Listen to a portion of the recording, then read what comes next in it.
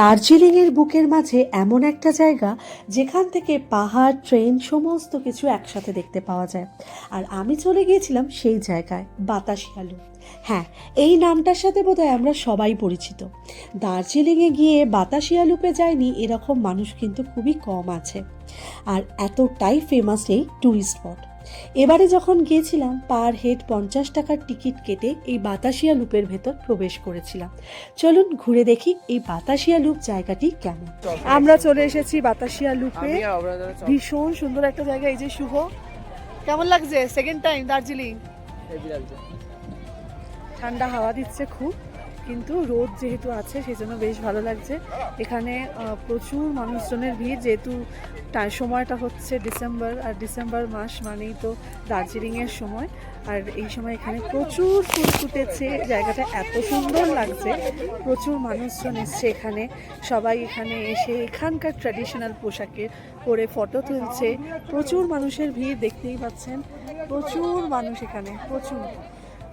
খুব সুন্দর ওয়েদার আমরা পেয়েছি দার্জিলিংয়ে, একদম সুন্দর রোদ, এখন ঠান্ডা হাওয়াও রয়েছে, বাট এই রোদটা যেহেতু আছে সেজন্য ভীষণ ভালো লাগছে। লাস্ট টাইম যখন দার্জিলিং এসেছিলাম তখন আমরা কাঞ্চনজঙ্ঘা দেখতে পাইনি, আর এবারে তো ভীষণ সুন্দর কাঞ্চনজঙ্ঘা দেখতে পেয়েছি। আর চলুন, এখানে একটা সুন্দর ফুলের বাগান আছে, দেখেই মনে হচ্ছে একটু আপনাদেরকে দেখাই। আচ্ছা, বলতে পারেন কেন এই জায়গাটার নাম রাখা হয়েছে বাতাসিয়া লুপ? কারণ এই প্রশ্নটা আমার মনের মধ্যেও এসেছিল। তখন জানতে পারি এই জায়গাটায় সব সময় একটা হালকা ঠান্ডা বাতাস বয়ে থাকে। যেহেতু পাহাড়ের ওপরে খোলা জায়গায় হওয়ার কারণে চারিদিক থেকে বাতাস আসে। আর লুপ মানে এখানে টয় ট্রেনটা গোল করে ঘুরে যায়, তাই এই নামকরণ। আর এই বাতাসিয়া লুপের ঠিক মাঝখানে অবস্থিত ওয়ার মেমোরিয়াল, যেটা দার্জিলিংয়ের সৌন্দর্যের সাথে এক গভীর সম্মান আর ইতিহাসকে যোগ করে। এই স্মৃতিস্তম্ভটা তৈরি করা হয়েছে ইন্ডিয়ান আর্মির সেই সমস্ত সাহসী সৈনিকদের স্মরণে যারা দেশের জন্য নিজেদের জীবনকে উৎসর্গ করেছেন। চারপাশটাকে অত্যন্ত সুন্দর করে সাজানো হয়েছে ফুলের বাগান দিয়ে। রঙিন ফুল আর সবুজের মেলবন্ধন এই জায়গাটাকে করে তুলেছে আরও প্রাণবন্ত। আর ওই যে দূরে দেখা যাচ্ছে আই লাভ দার্জিলিং লেখাটা, যেখানে গিয়ে সবাই ফটো তুলেছে। এটা মনে হয় ম্যান্ডেটারি। আর আমিও তুলেছি এখানে প্রচুর ফটো। জায়গাটাই এতটাই সুন্দর যে কি বলবো। বাতাসিয়া লুপে ওই যে দূরে দেখতে পাচ্ছেন কাঞ্চনজঙ্ঘা। হ্যাঁ, ভীষণ সুন্দর একটা সিনিক বিউটি দেখতে পাবেন এই বাতাসিয়া লুপে এসে। আর এই হচ্ছে টয় ট্রেনের লাইন। 2023 সালে যখন এসেছিলাম তখন টয় ট্রেনে করেই কিন্তু বাতাসিয়া লুপে এসেছিলাম। সেটাও কিন্তু অত্যন্ত ভালো লাগবে।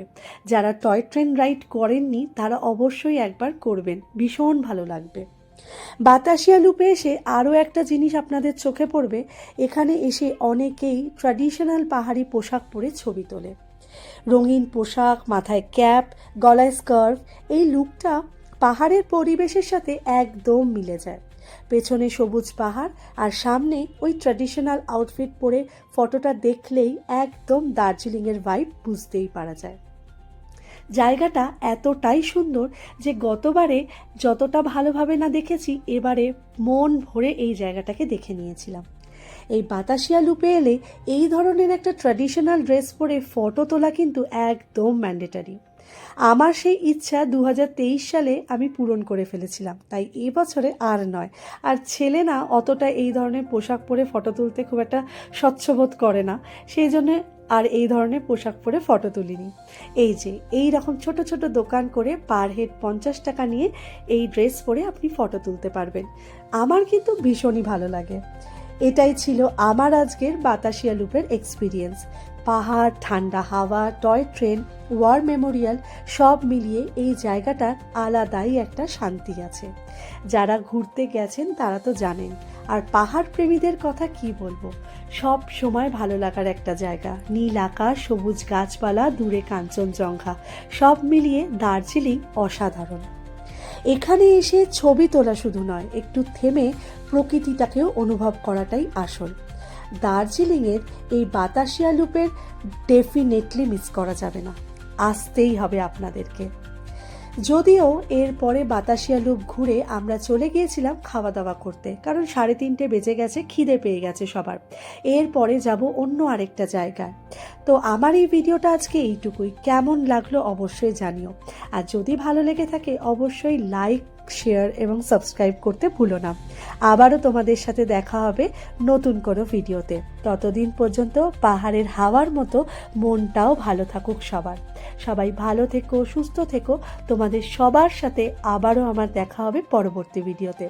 এইখান থেকে আমরা খাওয়া দাওয়া করে চলে যাচ্ছিলাম আরেকটা ডেস্টিনেশনে। কোথায় সেটা থাকবে আমার নেক্সট ভিডিওতে।